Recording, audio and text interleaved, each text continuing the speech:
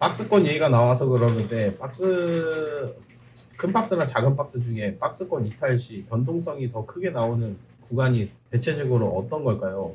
변동성이 더 큰 거, 큰 박스랑 작은 박스가 나왔을 때 변동성이 어떤 게 더 큰지에 대한 부분, 한쪽으로 방향이 틀어졌을 때 그걸 얘기하시는 거겠죠. 대부분 큰 박스든 작은 박스든 박스 안에 박스는 또 존재합니다. 그죠? 근데 그거를 큰 박스냐 작은 박스냐라는 부분을 형님들이 생각해 보면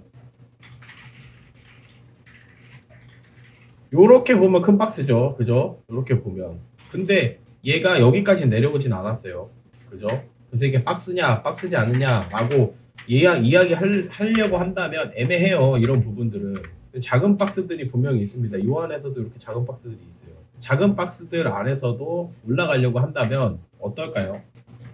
작은 박스 안에서. 작으니까 추세도 분명히 작을 확률이 높겠죠. 큰 박스는 큰 박스이기 때문에 한쪽 방향으로 치우치면 그 흐름이 더 클 확률이 당연히 높은 거고요. 그죠? 그런 겁니다, 형님들. 쌍바닥도 똑같아요. 박스만 문제가 아니고 작은 쌍바닥이 있고 큰 쌍바닥이 있어요. 그랬을 때 어떤 게 더 많이 올라갈까요? 올라가게 되면 당연히 큰 박스가 더 많이 올라가겠죠. 작은 박스보다는. 작은 박스가 아니고 작은 쌍바닥보다는 큰 쌍바닥이 상승폭도 더 높을 거고 힘도 더 셀 거고 크기에 대한 부분을 한번 생각해 보시면 돼요.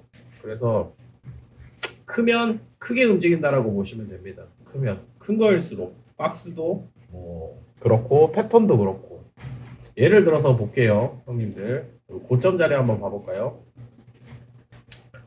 요렇게 보면 보세요, 형님들.